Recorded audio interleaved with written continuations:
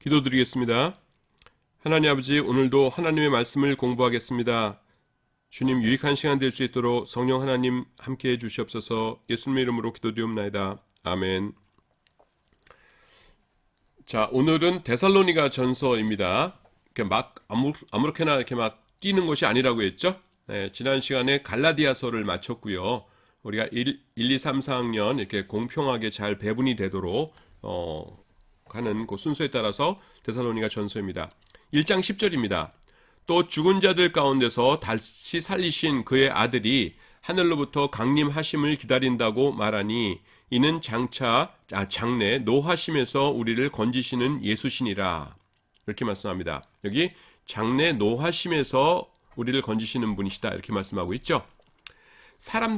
이걸 일단 읽을게요. 사람들의 기본 상태는 하나님의 노하심 아래에 있고 그것을 기다리고 있는 것입니다. 로마서 1장 17절 18절 보니까 복음에는 하나님의 의가 나타나서 믿음으로 믿음에 이르게 하나니 기록된 바 오직 의인은 믿음으로 말미암아 살리라 함과 같으니라. 하나님의 진노가 불의로 진리를 막는 사람들의 모든 경건치 않음과 불의에 대하여 하늘로 조차 나타나나니 이렇게 나옵니다. 이게 좀 중요한 구절인데 조금 이따 설명을 하고요. 먼저 우리가 좀 알았으면 좋겠는 게 뭐냐면은 이것과 관련해서 십자가를 바라볼 때에 우리가 이제 두 가지를 항상 기억을 해야 됩니다. 첫 번째가 뭐냐면은 하나님의 사랑이죠. 그리고 두 번째가 뭡니까? 하나님의 공의예요. 그런데 우리가 너무 많이 이쪽만 강조를 하고 두 번째 거는 강조를 안 하거든요. 그래서 두 번째 것도 이제 같이 좀 생각해 보도록 하겠습니다. 그리스도의 십자가라는 것이 하나님의 사랑이라는 것은 우리가 잘 알 수 있죠. 여러분, 십자가가 사랑이라는 것을 우리가 이제 제일 쉽게 이렇게 이해할 수 있는 게 뭐냐면은 요겁니다. 누군가를 향한 사랑은요, 그를 위하여 대신 겪을 수 있는 고통과 정확하게 비례합니다. 그렇겠죠? 자, 고등학교 때 이를테면은 뭐 선생님한테 친구가 몇 대 맞게 됐어요. 이렇게 엎드려 뻗쳐 한 다음에 이제 몇 대 맞게 됐습니다. 그럴 때 아이고 저 친구 요새 약하니까 선생님 제가 좀 대신 맞으면 안 될까요? 그런 건 기꺼이 대신 맞을 겁니다. 그러면은 친구가 얼마나 고마워하고 그러겠어요. 나중에 라면 사주고 그러겠죠. 그런데 친구가 이를테면은 그 조폭한테 끌려갔어요. 끌려가가지고서는 손가락 하나 잘라라 이렇게 얘기합니다. 그럴 때에 아이고 이 친구 대신에 내 손가락 자르십시오 할 수 있는 친구는 별로 없을 겁니다. 왜냐하면은 손가락 자르고 나면 평생 불편하게 살아야 되잖아요. 그리고 엄청나게 아프잖아요. 그러니까 그거는 내 손가락 대신 자르세요 할 사람 별로 없을 거예요. 그런데 누구는 그렇게 할 수 있어요? 부모님들은 그렇게 하시겠죠. 아이고 내 아들 내 딸 손가락 자르지 말고 내 손가락 자르세요 하면서 기꺼이 정상적인 부모님이라면은 손가락 내주겠죠. 그게 왜 그래요? 부모님의 사랑이 친구의 사랑보다 더 큰 거니까. 근데 예수님의 십자가는 어때요? 엄청난 고통이죠. 그건 내가 일일이 지금 설명 안 해도. 근데 그 고통을 기꺼이 대신 감당해 주신 거는 왜 그런 거예요? 우리를 사랑하시니까. 그러니까 그만큼 사랑이 크다는 겁니다. 그래서 십자가를 볼 적에 우리가 하나님께서 정말 우리를 사랑하시는구나 그걸 알아야 되는데, 두 번째는 하나님의 공의를 알아야 돼요. 공의라는 게 뭐냐면은 죄에 대한 하나님의 진노, 미움이 얼마나 크신가 하는 것을 알아야 된다는 것입니다. 여러분, 이렇게 질문 하나 해볼게요. 예수님의 십자가의 고통이 우리의 죄를 용서해 주시기 위한 최소한의 고통이었을까요? 최대한의 고통이었을까요? 당연히 최소한의 고통이었을 겁니다. 예수님께서 우리의 죄를 용서해 주시기 위해서 당해야 되는 고통이 100인데 100이면 충분한데 성부 하나님께서 이왕 십자가에 못 박힌 김에 아주 고통을 더 좀 당해봐라 하면서 150이나 180의 고통을 주셨겠는가? 그거 아니죠. 그러니까 최소한의 고통만 예수님께서 겪게 하셨을 겁니다. 그런데 최소한의 고통이라는 게 그 정도예요. 성부 하나님의 귀하고 귀한 아드님이시죠. 독생성자 예수님이시죠. 하지만 그분이 일단 내가 인간의 죄를 대신해서 그 형벌을 당하겠습니다라고 하자 하나님께서는 가차없이 예수님은 십자가에 못 박으셨어요. 무슨 말인지 알겠습니까? 하나님의 죄에 대한 분노와 증오가 그만큼 강하다는 것입니다. 그렇기 때문에 우리는요, 이 죄를 지려고 할 적에 두려워해야 돼요. 하나님이 그렇게 미워하시는 일을 내가 행하려고 한다는 것입니다.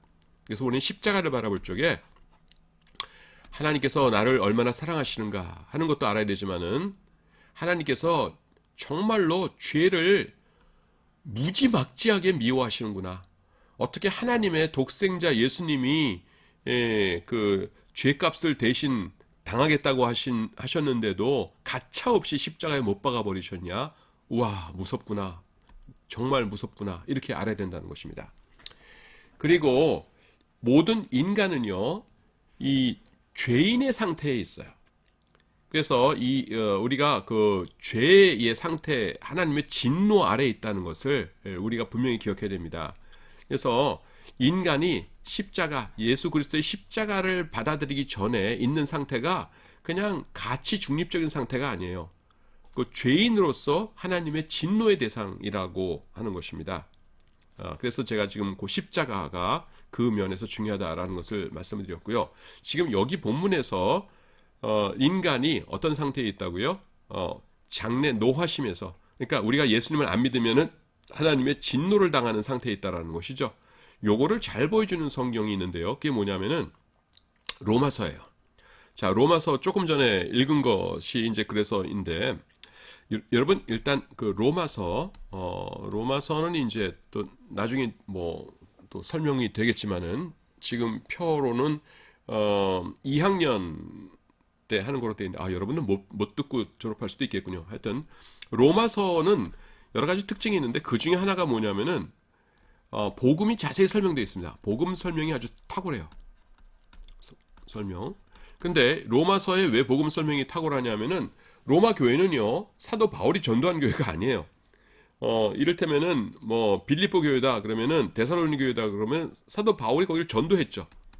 전도해서 처음에 그 교회를 이제 세울 때에 뭐냐면 기초적인 복음은 다 설명했어요. 그리고 나중에 거기를 떠났네요. 다른 데 가 있는데 사도 바울이 다른 데 가 있는데 여기서 무슨 문제가 생겼다는 소식이 들려요.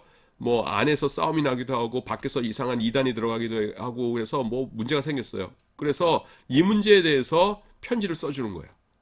그래서 사도 바울의 이런 편지, 그러니까 사도 바울 자신이 전도하신 교회에 보내는 편지에는 처음에 전했던 복음에 대한 얘기는 없어요. 그냥 그 문제 어떻게 해결해야 되나 이런 얘기만 있지. 그냥 복음은 가가지고 처음에 충분하게 설명을 했으니까. 그런데 이 로마 교회는요, 사도 바울이 전도하신 교회가 아니죠. 예. 뭐 카톨릭에서는 그 베드로가 했다 그러고 뭐 누가 전도했는지 잘 안 나와요. 그 얘기부터 좀 해야겠구나.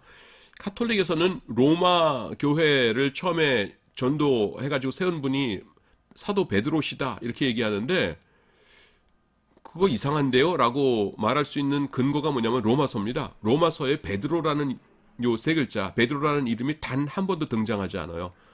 로마 교회의 설립자가 사도 베드로였다면은 로마 교인들에게 편지를 쓰면서 베드로라는 이름을 한 번도 언급 안 한다는 게 너무 이상한 겁니다. 그래서 이제 카톨릭에서 그런 얘기할 적에 우리가 근데 왜 로마서에는 사도 베드로님 성함이 한 번도 안 나올까요? 그러면은 뭐라고 자기들끼리 얘기를 하긴 하는데 굉장히 궁색합니다. 그래서 신부님들 골려먹기 좋은 그런 주제예요.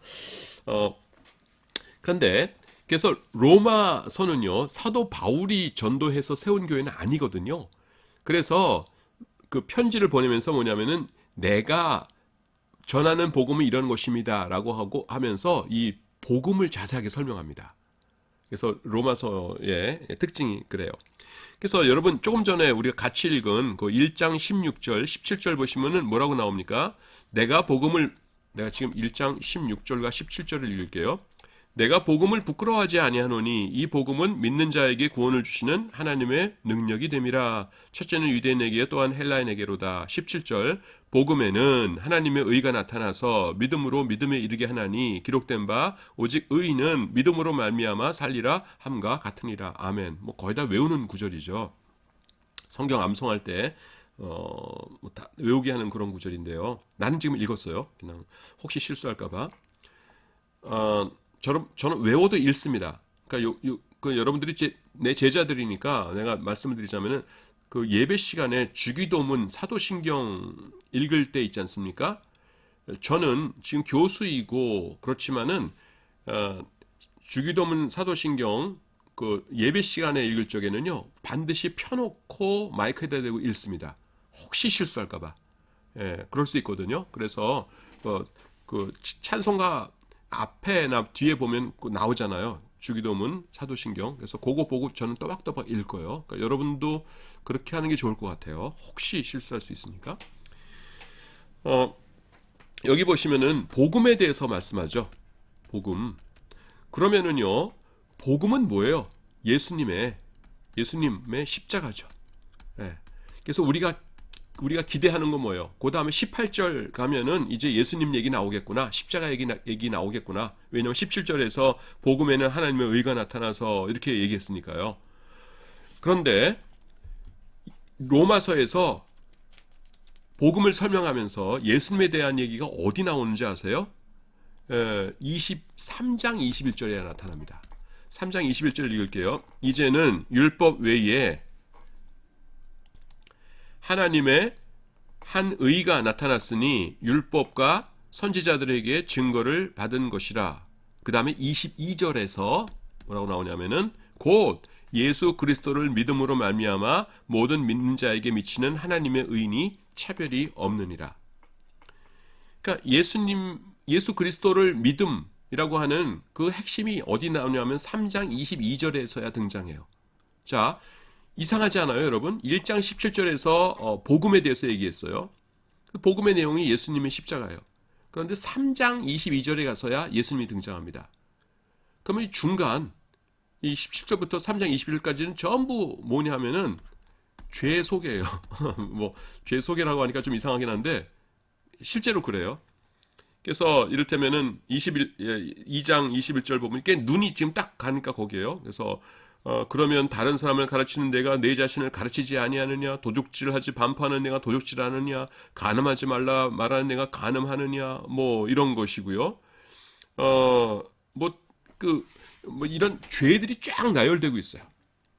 그래서 지금 이게 그 사도 바울의 로마서의 분위기가 뭐냐면 이런 겁니다.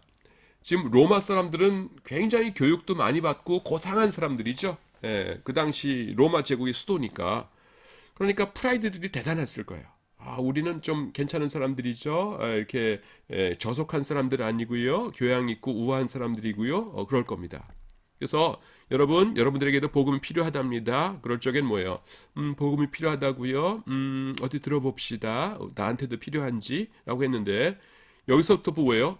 그 죄를 짜다다닥 나열하는 겁니다. 이 죄 중에 하나라도 지으면 천국 가요, 못 가요? 못 가는 거예요. 왜냐하면 완벽한 사람만 천국 갈 수 있는 거니까. 그래서 죄를 나열하는데 1장 18절부터 3장 21절까지 계속해서 뭐냐면은 그 죄에 대해서 쫙 말씀하시는 거예요. 그러니까 여기 읽는 동안에 사람들이 어떻게 되겠어요? 뭘 깨달아요? 나는 이 복음이 꼭 필요하구나. 이 사도 바울이 지금 설명해 주시는 이 예수 그리스도의 십자가의 복음, 이거 아니면은 나는 지옥에 갈 사람이구나 하는 것을 알게 되겠죠. 그래서 나는 기본이 지옥 갈 사람이구나. 기본이 하나님의 진노 아래 있는 사람이구나. 기본이 어쩔 수 없는 죄인이구나 라는 것을 모든 사람이 충분히 깨닫게 하고 난 다음에 그 다음에 뭐예요? 3장 22절에서 예수 그리스도 믿으세요 하면서 예수님을 소개하는 겁니다. 이것이요, 우리도 그래야 돼요. 사도 바울은 어떻게 돼요? 당신들의 기본 상태가 바닥이다. 그러니까 이제 복음을 믿어서 천국 백성 되라 이거잖아요. 기준이. 그래서 이게 뭐냐면 하나님의 진노 아래 있다는 상태, 이게 기본이에요. 지금도 마찬가지입니다. 지금도 뭐예요? 사람들은 예수 그리스도의 복음 없으면은 아무리 공부 많이 하고 아무리 돈이 많고 이런 사람이라도 뭐예요? 예, 하나님의 진노 아래 있는 지옥 가게 될 사람들이에요. 그러니까 이런 거를 확실하게 알고 예수를 믿은 사람들은요, 그냥 복음 자체가 감사하죠. 그 다음에 하나님께서 나한테 뭘 추가적으로 뭘 주시지 않는다 하더라도 내가 예수 믿고 천국 가게 됐다는 그 사실 자체로 너무나 감사하고 기쁜 일이죠. 그런데 이 깨달음 없이 그냥 사람들에게 전도를 하면 어떻게 되냐면은 사람들은 어디인 줄 알아요? 이 바닥이 아니라 자기가 꽤 높은 줄 알아요. 그래가지고 여기서 예수 믿으세요 그러면은 내가 왜 믿어야 되는데요? 그러면은 예수 믿으면 하나님께서 축복해 주시고요, 자녀분들도 이렇게 잘 될 거고요, 그 다음에 사업도 번창할 거고요, 이러면서 뭔가 플러스 알파를 요구하는 거예요. 그래서 이거가 주어지지 않으면은 나 교회 안 다녀. 교회 다니면은 사업 더 잘 될 줄 알았더니만은 오히려 매출이 줄었어. 뭐 이러면서 교회 다녀봤자 별거 없어. 뭐 이렇게 되고요. 그러니까 부지런히 설교가 어떻게 돼요? 하나님 잘 믿으면 어떻게 잘 된다, 어떻게 잘 된다 하면서 세상의 축복에 대해서 막 설교를 하게 되죠. 근데 그거는 정상이 아니에요, 여러분. 사도 바울이 복음 전할 때는 그렇게 하지 않았어요. 사도 바울이 복음 전할 때는 어떻게 했어요? 조금 전에 로마서에서 봤죠. 당신들 죄인이야. 당신들 끔찍한 죄인이야. 당신들 지금 상태는 하나님의 무지막지한 진노 아래 있는 상태야. 하나님의 진노 아래 있다는 게 뭔지 알아? 지옥 간다는 거야. 지옥에 가면 언제까지 있는지 알아? 영원히 있는 거야. 얼마나 무서워. 그러니까 내가 여기서 헤어날 수 있는 방법을 알려줄까? 예수 믿는 거야. 이렇게 되는 겁니다. 그러니까 뭐예요? 예수 믿는 다음에 오히려 핍박이 심하고 다 재산 빼앗기고 한다 하더라도 그게 뭐예요? 그게 감사한 것이죠. 그래서 여기서 말씀하시는 거 뭐예요? 우리를 건지시는 예수세요. 예수. 근데 그 예수님께서 뭐에서 건지세요? 장래의 노하심. 장래 노하심이 뭐예요? 지옥이죠. 우리의 원래 상태가 지옥인데 우리가 구원받게 됐다는 것입니다. 그래서요, 이건 저와 여러분들, 저도 이제 다시 생각해 봐야 되고 여러분들에게 추천해 드리는 것인데, 우리가 사는 거가 왜 이렇게 힘이 없고 매가리가 없을까 생각해 보면요, 우리가 이 복음의 기본 상태를 잊고 있기 때문에 그래요. 내가 예수님을 믿지 않는다면은 하나님께서 나를 천에 하나 만에 하나 고르셔서 나를 택해 주시고 나에게 복음을 듣게 하시고 내가 아멘 하도록 나를 감동시켜 주지 않았다면은 내가 얼마나 끔찍하게 살았을 것인가, 얼마나 영원히 지옥에 가서 고통을 받았을 것인가 하는 것을 잊어버린 거예요. 그러니까 지금 내가 살고 있는 이 상태가 얼마나 큰 축복이라는 걸 잊어버리고 있는 것이죠. 그러니까 이걸 모르니까 우리 눈이 자꾸만 뭘 보게 돼요? 나보다 돈 많이 번 친구, 그 다음에 나보다 잘 나가는 친구, 나보다 재밌게 연애하고 있는 친구, 나보다 잘생긴 친구, 더 예쁜 친구, 맨날 이런 거 보면서 우울해지고 난 아무것도 아니야 이러면서 하나님은 왜 나를 만드셨나요? 이러면서 우울하게 지내는 것이죠. 우리의 기본, 예수 믿기 전에 기본 상태는 뭐냐면 이 바닥입니다. 설교 조금만 더 할게요. 그래서 하나님께서 감사하는 자, 정말로 복음에 감격하는 자가 되기 위해서 하시는 일이 뭐냐면은 우리를 가끔 가다가 이렇게 낮추세요. 낮추면은 처음에는 어떻게 생각하냐면은 원래 높았던 요 A 지점, 지금이 B 지점이라고 해보세요. A 지점이 당연했고 B 지점은 억울하다고 생각을 해요. 그래서 하나님 왜 나를 이렇게 만드셨어요? 억울해요. 그러면서 왜 이러세요? 하면서 막 하나님께 불평을 하는데 여기 계속 있잖아요. 계속 있으면 나중에 뭘 알게 되냐면은 그렇구나. B가 당연한 거고 A가 안 당연한 거였구나. A가 하나님의 큰 은혜의 상태였고 지금이 당연한 거구나 하면서 이 상태를 받아들여요. 그리고 여기서 하나님께서 뭐 조금이라도 뭘 좋은 거 주시면 아이고 감사합니다. 이 부족한 나, 아무 자격 없는 나에게 이런 걸 주시다니 감사합니다 하면서 B에 이렇게 잘 적응하게 됩니다. 그러면 하나님께서 알았느냐? 네가 이제 은혜가 뭔지 알았느냐? 예, 알았습니다. 그러면 그 다음에 이제 회복시켜 주시든지 그 다음에 또 뭐 하나님께서 다음 단계로 넘어가게 하시죠. 자, 그 다음에 2장 13절입니다. 이러므로 우리가 하나님께 쉬지 않고 감사함은 너희가 우리에게 들은 바 하나님의 말씀을 받을 때에 사람의 말로 아니하고 하나님의 말씀으로 받음이니 진실로 그러하다. 이 말씀이 또한 너희 믿는 자 속에서 역사하느니라. 여기서 요것만 기억하세요. 사도 바울이 설교할 때, 하나님의 말씀을 전할 때 사람의 말로 듣지를 않고 하나님의 말씀으로 들었어요. 그랬더니 어떻게 했다고요? 그 들은 말씀이 너희 속에서 역사했다고 그래요. 그 다음에 요 내용 읽을게요.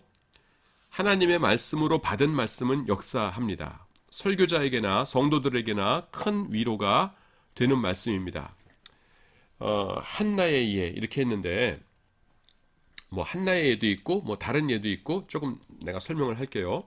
이건 뭐냐면은 우리가 설교 말씀을 들을 때 있잖아요. 그 목사님을 굉장히 좋아하고 또 존경하고 그럴 적에는 그 설교 말씀이 귀에 쏙쏙 들어오고 아멘 아멘도 입에서 잘 나오고 신앙생활하기가 참 편하죠. 근데 목사님한테 실망했을 때가 있어요. 혹시 전도사님에게 하여튼 그 설교를 하시는 사람에게 실망했을 때가 있어요. 그럴 때는 무슨 설교를 하시건 내 귀에 잘 안 들어오죠. 예. 그런데 오늘 말씀에 따르자면 뭐냐면은 그 사람을 보지 말고 그 사람이 하는 설교가 하나님의 말씀을 정확하게 전하는 것이라면은 그냥 아멘하고 받아들이라는 것이에요. 그러면 어떻게 된다고요? 그 말씀이 내 속에서 역사한다라는 것입니다. 여기 한나의 예라고 나오는데요. 한나가 누굽니까? 예, 사무엘의 어머니지요. 이제 한나가 사무엘을 잉태하게 되는 그 장면입니다.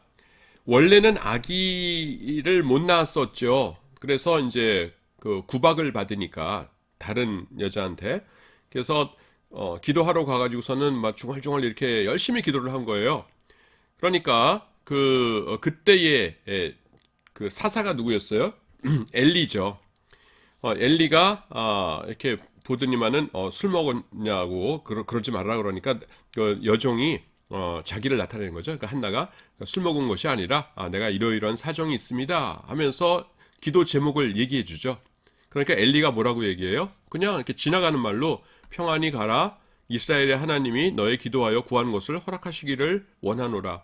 이건 뭐예요? 뭐 정성껏 기도했다기보다는 그냥 그 당시에 사람들이 기도하고 나면은 제사장으로서 의뢰했던 말일 거예요. 그런데 그 말을 한나가 어떻게 합니까? 아멘으로 받아들이죠.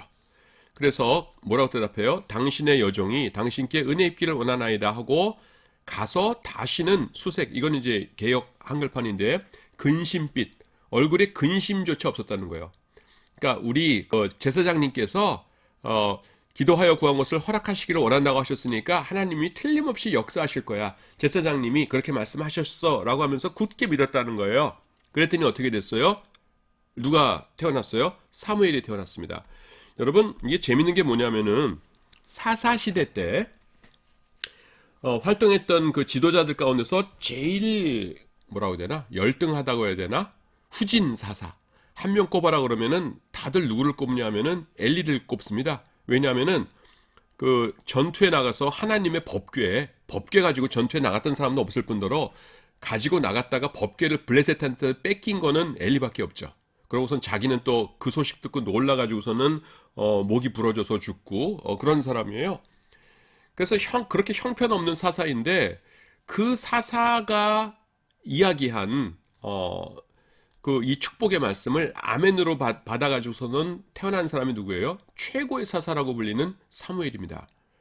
그래서요, 비록 그 성직자 자신은 조금 부족한 사람이더라도 그가 하나님의 말씀을 올바로 전할 때는요, 그걸 아멘으로 받으면은 그것을 통해서 역사하신다라는 것입니다. 그리고 이 직분이 얼마나 중요한가 하는 것은요, 요한복음에도 여러분 나타납니다. 여러분 어디 있는지 아시겠어요?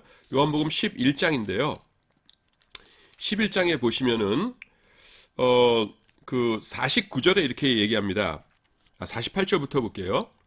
만일 저를 이대로 두면 모든 사람이 저를 믿을 것이요 그리고 로마인들이 와서 우리 땅과 민족을 빼앗아가리라 하니. 그러니까 이게 저라는 게 여기서 예수님이거든요. 사람들이 예수님을 너무 많이 추종하게 되는 거예요. 근데 예수님이 지금 제도권 안에 계신 분이 아니죠. 그러니까 제도권 안에 계신 분이 아닌 사람을 제도권 안에 계신 것이 아닌 사람을 사람들이 추종하게 되면은 밀란이나 반란으로 이어질 가능성이 있잖아요. 그러면은 로마 군이 와서 우리 민족을 쑥대밭을 만들 것이다. 이렇게 걱정하면서 얘기하는 겁니다.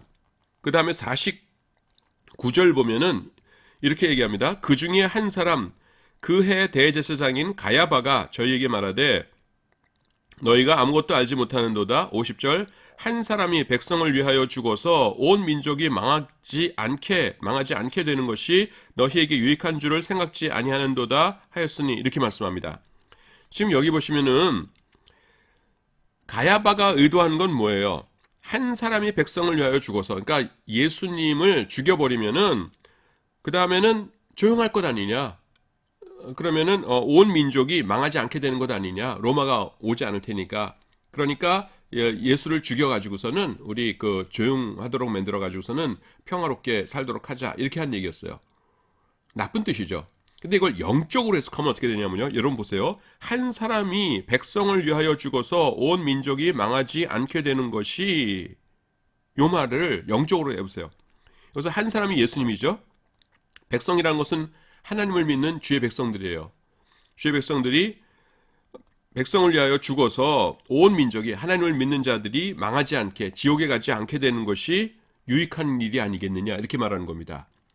예수님께서 죽으심으로 예수님을 믿는 주의 백성들이 다 천국 가게 된다는 것이죠. 그러니까 예수님의 죽음, 십자가의 죽음 사건을 기가 막히게 지금 뭐예요? 예언해주고 있는 것이에요. 근데 가야바는 예수님을 죽이려고 했던 나쁜 사람이거든요. 근데 그 나쁜 사람의 입에서 어떻게 이렇게 기가 막힌 십자가에 대한 해석이 나오냐는 것이죠. 그래서 그 다음 절인 11장 51절에 보면 이렇게 말씀합니다. 이 말은 스스로 함이 아니요. 그 엉터리 같은 가야바가 똑똑해가지고서 스스로 한 말이 아니요. 그 해의 대제사장이므로 예수께서 그 민족을 위하시고 또 그 민족만 위할 뿐 아니라 흩어진 하나님의 자녀를 모아 하나가 되게 하기 위하여 죽으실 것을 미리 말함이러라. 이렇게 말씀합니다. 그러니까 예수님의 십자가의 의미를 잘 설명했는데 그건 그 사람이 잘났기 때문이 아니라 왜라고요? 51절 그 해의 대제사장이므로 무슨 말이에요? 그 사람 직분 때문에 그를 사용하셨다라는 것입니다. 그래서요 때로는 하나님께서 직분을 보시고 그 사람을 이렇게 사용하세요. 여기서 사도 바울이 한 것도 똑같은 얘기입니다. 여기서 바울이 뭐라고 하냐면은 너희가 우리에게 들은 바, 그러니까 사도 바울이 하나님의 말씀을 전할 때에 말씀을 받을 때에 사람의 말로 아니하고 인간 바울이 한 말이라고 생각하지 않고 하나님의 말씀으로 받았다. 진짜로 그 말이 맞다. 비록 내가 한 말이었지만 그것은 하나님의 말씀이었다. 그렇기 때문에 내가 한 말을 하나님의 말씀을 받고 아멘으로 받았기 때문에 이 말씀이 어떻게 했다고? 이 말씀이 너희 믿는 자 속에서 역사하느니라. 모든 사람이 아니라 그 말씀을 믿고 받아들인 자, 하나님의 말씀이다라고 받아들인 자 속에서 그들의 삶 속에서 이 말씀이 역사한다라는 것이에요. 그래서 이것은요, 여러분들이 사역자도 있을 거고요. 지금 전도사로 일하는 사람이 있죠. 또 여러분들이 앞으로 목사가 될 사람도 있을 거고, 아니면은 여러분들이 또 많은 경우에 여러분들이 비록 또 목사나 그 전도사로 일한다 할지라도 또 목사님들의 설교 같은 거 들을 때가 많잖아요. 두 경우에 다 통용되는 거예요. 뭐냐면은 우리가 설교를 할 때에 사람들이 어때요? 어떨 때는 아멘 아멘 하면서 어우 큰 은혜 받았어요 하면서 그 설교 끝나고 나면은 울면서 쫓아와가지고서는 감사합니다 뭐 이런 분도 가끔 있어요. 자주는 아니지만은. 그럴 때 내가 교만하면 돼요 안 돼요? 아니라는 겁니다. 하나님께서 뭐예요? 나를 설교자로 세우셨기 때문에 나를 통해서 역사하신 것뿐이에요. 그래서 내가 교만하면 안 되고요. 그 다음에 부들부들 떨면서 이 설교해야 된다 이제 어떡하냐 큰일 났다 하면서 부들부들 떨면서 걱정하고 그럴 필요 있어요 없어요? 없다는 겁니다. 왜냐하면은 나를 하나님께서 설교자로 세우셨으면은 하나님께서 그 나를 통해서 말씀하시는 것이에요. 그 필요한 말씀을. 그래서 내가 그렇게 막 부들부들 떨 필요도 없고 교만할 필요도 없다라는 것이죠. 그리고 다른 목사님들이 설교할 때에 설교 그 교육자로 일하게 되면은 나쁜 거가 있는데 뭐냐면은 목사님이 좀 안 좋은 면 가지신 것 그거를 속속들이 알게 돼요. 일주일에 한 번 교회에 와서 설교만 듣는 그 성도들의 입장에서는 목사님이 천사 같죠. 그냥 강대상 위에서 늘 좋은 말씀하시는 분으로만 아는데 교육자 회의 때 뭐 이상한 말하고 소리 지르고 그다음에 뭐 다른 목사님들하고 얘기하면서 이상한 말하고 이런 거 다 듣게 되거든요. 교육자로 전도사로 일하면은. 그러니까 목사님에 대한 존경심이나 이런 거가 떨어질 수 있죠. 그 상태에서 그 목사님 설교할 때 설교하는 거 들으면은 이렇게 은혜 되기 힘들 때도 있거든요. 하지만 어쩌라는 거예요? 그분이 하시는 말씀만은 하나님의 말씀으로 받아들이라는 것이에요. 하나님의 성경 말씀에 어긋나는 말씀이 아니라면은 받아들이라는 것입니다. 받아들이면 어떻게 된다고요? 내 삶 속에서 우리 속에서 역사하신다라는 것입니다. 3장 1절로 갑니다. 이러므로 우리가 참다 못하여 우리만 아덴에 머물기를 좋게 여겨 우리 형제 곧 그리스도 복음의 하나님의 일꾼인 디모데를 보내노니 이는 너희를 굳게 하고 너희 믿음에 대하여 위로함으로 이렇게 말합니다. 자신이 가고자 하되 불가능하므로 바울은 차선책을 택해요. 때로는 차선을 강구하는 지혜를 가질 필요가 있습니다. 삶에 있어서도 차선을 내 인생으로 받아들일 줄 알아야 합니다. 이게 일단 요 두 구절의 배경이 뭔지를 좀 설명해 드릴게요. 요게 여기 지도예요. 이게 뭐냐면은 마게도니아고요. 여기 여기 터키가 있고 여기 빌립보가 있고 데살로니가 있어요. 데살로니가. 그다음에 여기가 이제 베레아예요. 그래서 빌립보에서 전대하고 데살로니가 갔다가 데살로니에서는 새 안식일에 복음을 전합니다. 새 안식일, 그러니까 3주가 될락말락하는 시간이에요. 근데 유대인들이 깡패들을 동원해서 사도 바울을 죽이려고 했기 때문에 도망해가지고 가는 곳이 베레아였는데 베레아까지도 깡패들을 동원했죠. 그래서 배 타고 사도 바울만 이 아덴으로 온 거예요. 그 다음에 여기서 이제 고린도에 와가지고서는 나중에 이 3차 그러니까 지금 요게 2차 전도여행인데요. 2차 전도여행 때 그 같이 다녔던 사람이 누구냐면은 바울하고 그다음에 실루아노라고도 그러고요. 그다음에 디모데예요. 그래서 여기 베레아에 있을 적에 사람들이 이제 깡패들이 바울을 죽이려고 하니까 그때 마침 바울 혼자 있었어요. 그러니까 이 베레아 교회 성도들이 빨리 도망갑시다 해가지고서는 배를 태워가지고서는 아테네까지 왔던 거예요. 그러니까 그 같이 타고 와준 고마운 베레아 성도들에게 돌아가시거들랑 실라와 디모데 좀 빨리 오라고 해주세요 라고 해가지고서는 실라와 디모데가 이 고린도에 있을 적에 이제 만난 겁니다. 그 다음에 뭐 아테네를 다시 갔었나 봐요. 그래서 바울이 여기 있는 교회들이 궁금할 거 아니에요. 제대로 있는지. 근데 빌립보는 별로 걱정이 안 됐을 것 같아요. 왜냐하면 자주장사 루디아, 그 다음에는 감옥의 간수 그런 사람들이 있었기 때문에 아주 이제 확실한 간증거리가 있는 아주 확실한 사람들이거든요. 그래서 별로 걱정이 안 되고 베레아 사람들도 말씀에 열심인 사람들이었어요. 베레아 사람들은 데살로니가 사람들보다 더 신사적이어서 옛날에 신사적이어서라고 돼 있고 그 다음에는 원래 의미는 뭐냐면 마음이 열려 있어서라는 뜻이에요. 그래서 이제 하나님의 말씀을 사랑하는 사람들이니까 별로 그렇게 걱정이 안 됐는데 데살로니가 교인이 걱정이 된 거예요. 새 안식일에 복음을 전하고서는 쫓겨났거든요. 그래서 데살로니가 교회가 잘 돼 있는지 좀 보고하라 하고서는 이제 디모데를 이제 보낸 겁니다. 그래서 그들이 많은 디모데가 왔어요. 데살로니가 교회에 잘 부응하고 있습니다. 그러니까 어유 감사하기도 해라 해가지고서는 편지 하나 써가지고서는 다시 한번 가라 해서 간 것이 그게 데살로니가 전서예요. 지금 우리가 살피고 있는. 그래서 요때에 디도를 보내게 된 상황, 요 위쪽으로 보내게 된 상황을 지금 설명하는 것이에요. 이러므로 우리가 참다 못해요. 뭘 참다 못해요? 너무 궁금한 거예요. 데살로니가 교회가 잘 서 있어, 안 서 있어 이렇게. 그래서 우리가 누구냐면은 바울과 실라죠. 우리만 아테네에 머물러 있기를 좋게 여기고 그 다음에는 디모데를 너네한테 보냈다. 이렇게 얘기하죠. 자, 여기서 이 문맥에 보면은 사도 바울이 자신이 가기를 원했어요. 근데 지금 갔다가는 어떻게 돼요? 깡패들한테 걸리겠죠. 그리고 그런데 이제 디모데는 젊기도 하고 훨씬 젊기도 하고 그 다음에 그 깡패들의 테러 대상이 아니에요. 디모데는 그냥 안전해요. 그러니까 디모데를 보내죠. 그래서 바울이요 여기서 차선책을 택합니다. 그래서 자신이 안 가고 디모데를 보내요. 우리가 신앙생활 할 때요 때로는 차선을 강구하는 그런 지혜를 가질 필요가 있어요. 삶에 있어서도 마찬가지입니다. 좀 그 성격에 그런 사람들이 있어요. 어떤 사람은 뭐냐면 그냥 뭐 변화무쌍하게 살아도 원래 인생이 이런 거야 그러고서는 이렇게 사는데 아주 철저한 사람들이 있어요. 그래서 목표를 세우고서는 목표 그 다음에 요거 달성했으면 그 다음 목표 그 다음에 또 열심히 노력해서 그 다음 목표 이러면서 인생 사는 사람들이 있거든요.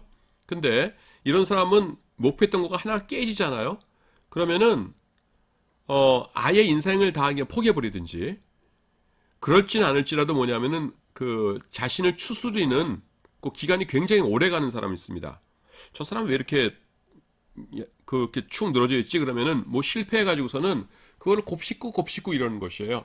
그래서 차선, 그러니까 최선이 망가졌으면은 차선이라도 잘 해야 되는데 차선을 제대로 이것이 내 인생이야라고 못 받아들이는 사람도 있어요. 그러면 안 돼요.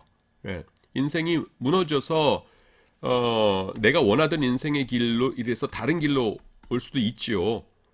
그런데 빨리 이거가 내 인생이라고 부둥켜 안아야지. 이건 아니야라고 하면서 실제로 사는 건 이 인생인데 이 인생은 아니야 하면서 자기가 놓쳐버린 이 인생만 바라보면서 살면은 그거 자기도 힘들고 바라보는 주위 사람들도 힘들고 그런 겁니다. 이 얘기를 여러분들에게 왜 하냐 하면은 그 여러분 나이대가 딱 고럴 나이예요. 그러니까 이를테면은 그 교수님 나이처럼 내가 81학번이라고 그랬죠. 81년생이 아니라 대학 81학번이에요. 여러분들이 지금 21학 몇 학번이에요? 뭐 19학번인가? 여러분들이 4학년인가? 그러니까 뭐 18, 뭐 1 무슨 학번이겠죠. 근데 내 나이쯤 되면은 워낙 인생이 그냥 이리쿵 저리쿵 하면서 뭐 변화무쌍하게 바뀌고 뭐 꺾이서 내려갔다가 다시 올라오고 이런 게가 그냥 다반사이기 때문에 그냥 그런가 보다 하고 그냥 이렇게 보게 돼요. 마치 뭐냐면은 연속극에서 이제 다른 사람 인생 보듯이 내 인생 왔다 갔다 하는 것도 무슨 객관적으로 다른 사람 보듯이 이렇게 보게 돼요. 이제 조금 그 인생을 좀 살게 되면은. 근데 여러분들은 뭐예요?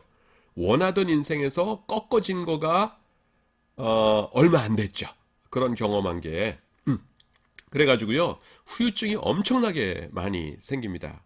그래가지고서는 이 그 내가 이루지 못한 꿈, 내가 꺾여져 버려서 지금 낮아진 부서진 인생 이거를 내 인생으로 받아들이는 거에 굉장한 고통을 느껴요. 근데 하나님을 믿는 사람은 그것도 빨리빨리 받아들일 수 있어야 된다는 거예요. 그걸 빨리 받아들여서 그걸 발판으로 해서 또 다른 기회를 도모해야 되죠. 이건 나일 수 없어 그러면서 이렇게 팽개쳐놓고 그러면 안 돼요. 성경에서 우리가 본받아야 될 또 다른 사람을 하나 내가 제시를 해줄게요. 그게 누구냐 하면은 아리마대 요셉입니다. 아리마대 사람 요셉, 이 사람이 어떤 일을 했어요? 예수님께 자기 무덤을 제공한 사람이죠. 그리고 예수님께서 십자가에 못 박히신 다음에 이 사람은 이제 공회원이었거든요. 그러니까 산헤드린 멤버였어요. 그러니까 71명밖에 안 되는 산헤드린 중에 하나였으니까 우리나라 따지면 무슨 국회의원 정도 되는 사람이죠.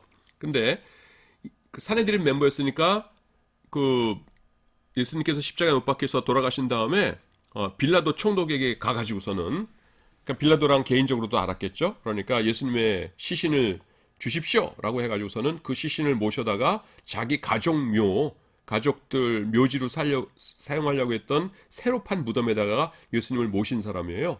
그러니까 주변 사람들이 유대인들이 좋아했겠어요, 싫어했겠어요? 이상한 사람이다 하면서 굉장히 싫어했을 거예요. 또 위험한 일이기도 했고요. 근데 굉장한 일을 한 거죠. 예수님의 장례식을 이 사람이 다 주관했으니까. 그런데 우리가 안타까운 건 뭐예요?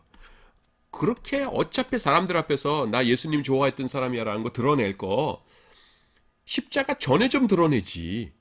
십자가 전에 사람들이 예수님 못 박자 이렇게 할 적에 무슨 소리냐? 예수님은 훌륭한 분이다. 이렇게 박박 좀 싸우기도 하고 사내들인에서 예수님께서 사람들에게 이렇게 성경 말씀 전하고 그러실 적에 사내들인 위원이니까 옷도 다르고 복장도 다르고 사람들이 또 얼굴도 알아보고 그랬을 거 아니에요? 그럴 적에 딱 서가지고서는 맞습니다. 예수님 만세 하면서 박수도 치고 그러면은 일반 그 무식한 백성들이 우와, 사내들인 그 위원이 예수님을 따르는구나. 예수님 정말 훌륭하신 분이구나 하면서 얼마나 큰 그 영광을 돌릴 수 있었겠어요.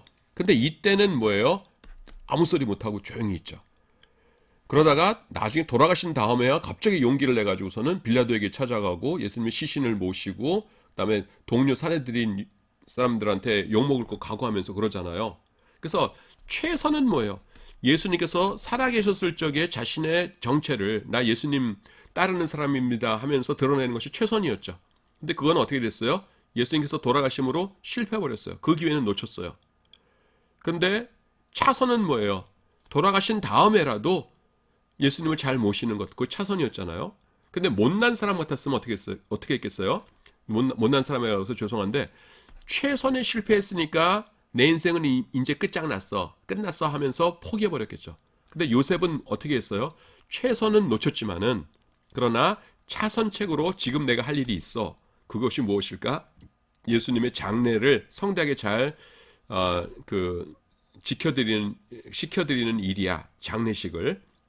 그래가지고서는 예수님의 시신을 잘 모셨죠. 그것이 차선이었어요. 그래서 최선은 못했지만은 차선은 잘한 사람입니다. 이 아리마대 사람 요셉이. 그래서 우리에게도 중요해요. 그래서 이거 왜 자꾸 말씀드리냐면은 여러분들 가운데 지금 최선 놓쳤다고 해서 여러분이 원하던 것 지금 부셔졌다고 해서 망가졌다고 해서 이렇게 축 늘어져 있는 사람들이 혹시 있을지 모르는데 그러지 말라는 겁니다. 빨리 일어나서 그 차선, 여러분에게 지금 주어져 있는 차선의 것을 구하라는 것입니다. 그걸 가라는 것이에요. 자, 여러분 보세요. 저는요, 열왕기하, 역대하 이런 데 보면 굉장히 은혜를 받아요. 열왕기하, 역대하 끝에 보면 뭐가 나오는지 아세요? 그 이스라엘과 유다가 바벨론 아수르한테 망하는 장면 나옵니다. 망하는 장면 나오는데 왜 은혜를 받냐면요. 하나님께서 망하게 하시기로 결정하셨어요.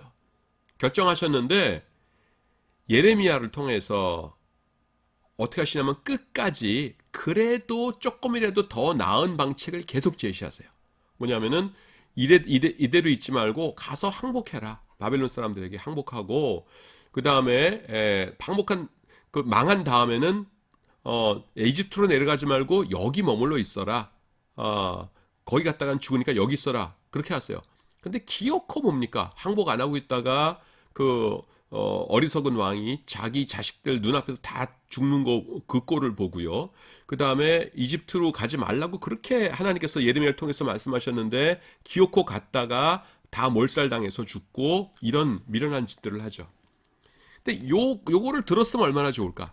최선은 뭐예요? 하나님께 망하기 전에 잘 순종해가지고서는 너네가 회개했구나. 내가 안 망하게 해주마. 이게 최선이죠. 근데 그건 이미 지나갔어요. 이미 끝났어요. 하나님의 진노가 이제 못 참으실 만큼 된 거예요.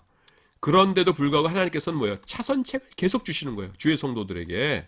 그래서 이걸 들었으면은 가족들도 살고 왕으로서는 못 살았겠지만은 훨씬 더 괜찮게 살았을 것이고요. 이집트로 가지 말라는 말 그렇게 하셨을 적에 그 말 듣고 유대 땅에 남아 있었더라면은 평안하게 옛날보단 가난하지만 살 수 있었을 것이에요. 그래서 나는 이런 거 보면은요 하나님이 너무 감사해요. 그래서 우리가 할 수 있는 건 뭐냐면은 여러분이 최선을 놓쳤지만요 지금이라도 정신 차려서 주님 그러면 차선이라도 붙들겠습니다. 내가 차선의 삶을 살려면 어떻게 해야 되는 건가요? 하나님께서 나에게 주시는 그 다음 기회는 무엇인가요? 라고 하면은요, 그 다음 기회를 하나님께서 제시해 주신다니까요. 열왕기하, 역대하 읽으면서 나는 정말 많은 은혜를 받는다니까요. 그런데 이 교만하고, 그건 악하다고 해야 될 것 같아요. 미안한 말이지만은. 교만하고 악한 어떤 사람들은 뭐냐면은 그냥 나는 이래야 된다는 거예요. 나는 그 최고에서 최고로 이렇게 해야 되기 때문에 이거가 무너졌으니까 내 인생은 끝났다라고 보는 거예요. 그래서 쭉 늘어져 가지고서는 주님 죽여주세요 이러면서 살거든요. 무지하게 교만한 거고 무지하게 그 악한 겁니다. 그래서 지금 요 성경 구절 하나 가지고서 제가 이렇게 막 설교를 하는데요. 여러분들 가운데 그런 사람이 있을 것 같은 느낌이 들어서 그래요. 왜냐하면 우리 학교에 이렇게 많은 상처를 가지고 있는 학생들이 참 많거든요. 그래서 예, 맞아요. 여러분들이 최선의 것을 취할 수 있었으면 정말 좋았겠죠. 여러분도 행복했을 거고, 그 다음에 주위 사람들도 기뻐했을 거고, 다 좋았겠죠. 그런데 인생이 끝난 게 아니에요. 여러분들 아직 젊고 하나님께서는 여러분들을 위해서 계획을 가지고 계시고 하나님께서 주신 사명을 이루어야 될 사람들이에요. 그래서 여러분들이 주님 차선은 뭔가요? 라고 말하기를 주님께서는 기다리고 계세요. 주님 차선의 인생 내가 열심히 살겠습니다. 차선 뭐예요? 하면은 하나님께서 그 예레미야를 통해서 말씀해 주셨듯이 그래 이제 정신 차렸냐? 훌륭하도다. 그래 너에게 원하는 것은 이거야 라고 하면서 차선의 그것들을 주실 겁니다. 그것을 꼭 붙들고 다시 일어서시기를 바랍니다. 그 다음에 4장 3절입니다. 4장 3절은 아주 간단한 말씀이고 이 뜻도 요거 풀이도 간단한데요. 하나님의 뜻은 이것이니 너희의 거룩함이라 곧 음란을 버리고 이렇게 얘기해요. 자, 제가 대학교 때 이제 저는 문과였지만은 자연과학 개론이라고 해가지고서는 그러니까 이과 교수님들이 오셔가지고서는 화학 교수님이 뭐 한 2주, 그 다음에 뭐 지질학 교수님이 2주 이렇게 하면서 이제 자연과학 개론적인 것들을 이렇게 강의해 주신 적이 있거든요. 근데 성함까지 제가 기억나요. 이길상 교수님이신데 길자 상자 쓰시는 교수님이신데 그때 이제 노 교수님이셨어요. 그때 벌써. 근데 무슨 실험을 하는데 그 실험관 안에 그 용액이 이렇게 하면 노란색으로 변하는 실험이었어요. 근데 여러분 여기 노랗게 됐죠? 그러는데 뒤가 칠판이니까 잘 안 보이잖아요. 노란 게 옛날에는 다 칠판 썼으니까. 그랬더니만은 우통을 딱 벗으시더니 하얀 와이셔츠에다가 그걸 딱 놓으시고서는 여러분 보세요. 노래 쪘죠? 그러니까 진짜 약간 노랗게 됐어요. 그래서 네 노래요 이렇게 대답했던 기억이 나요. 근데 그래서 이렇게 대조적인 걸 보면 우리가 그것이 무엇이다라는 걸 알 수 있잖아요. 여기서 하나님께서 이렇게 말씀하십니다. 하나님의 뜻을 너희가 행해라. 하나님의 뜻이 무엇인지 아느냐? 너희의 거룩함이다. 거룩함. 근데 여러분 거룩해야 돼요? 거룩해야 되다 그러면 잘 모르겠는 거예요. 근데 그래서 그 하얀 와이셔츠에다가 그 시험관을 이렇게 대듯이 거룩함의 반대가 뭔지 아느냐? 라는 거를 딱 제시해 주세요. 그게 뭐냐면은 거룩함이 뭐냐면 음란을 버리는 것이다. 다시 말해서 뭐예요? 거룩함의 반대는 거룩의 첫 번째 적은 뭐라고요? 음란이라는 겁니다. 그래서 음란을 굉장히 싫어하세요. 왜냐하면 여기서 말씀하시지는 않는데요. 다른 곳에 뭐라고 말씀하시냐면은 인간이 짓는 모든 죄는 우리의 육체 밖으로 짓는 죄죠. 도둑질한다 그러면은 밖에서 하는 건데 음란의 죄는요. 우리의 몸 안에서 짓는 죄예요. 우리의 몸을 더럽히는 죄죠. 근데 우리의 몸은 뭐예요? 성령의 전입니다. 그리고 1차적으로 어떤 곳이에요? 하나님의 피조물이죠. 우리의 몸은 하나님께서 만드신 바고요. 성령께서 지금 계시는 곳입니다. 여러분들 가운데서 예수님이 나의 주님이십니다 라고 아무 거리낌 없이 고백할 수 있는 것은 누구 때문에 그래요? 성령으로 말미암지 않고는 그리스도를 주라 시인할 수 없느니라 그러셨거든요. 그러니까 여러분들이 지금 예수님이 나의 주님이십니다 라고 말하는 사람은 그 속에 누가 계신 거예요? 성령께서 계시는데 그 육체를 가지고 음란을 행한다? 그거는 말이 안 된다는 거죠. 그래서 우리가 이 음란은 어떻게 해야 된다고 되는 거예요? 버리라 이렇게 말씀합니다. 자제해라 이것이 아니라 버리라예요. 여러분 성욕 자체는 나쁜 것이 아니에요. 자 이렇게 물어볼게요. 성욕을 누가 창조하셨어요? 하나님이 창조하셨습니다. 성욕이 없으면은 사람들이 성관계를 맺을까요? 안 맺겠죠. 안 맺으면은 생육하고 번성하라는 하나님의 계명이 이루어질 수 있을까요? 없을까요? 없겠죠. 그래서 성욕 자체는요, 그건 자연스러운 것이에요. 사춘기 때 여러분들이 내가 성욕을 느끼기 시작하게 되었다고 해가지고서는 나는 나쁜 놈이야, 죄인이야 이럴 필요는 없는 것이에요. 다만 하나님께서 인정하시는 그 성욕의 해결 방법은 무엇입니까? 하나님 안에서의, 부부 안에서의 사랑이죠.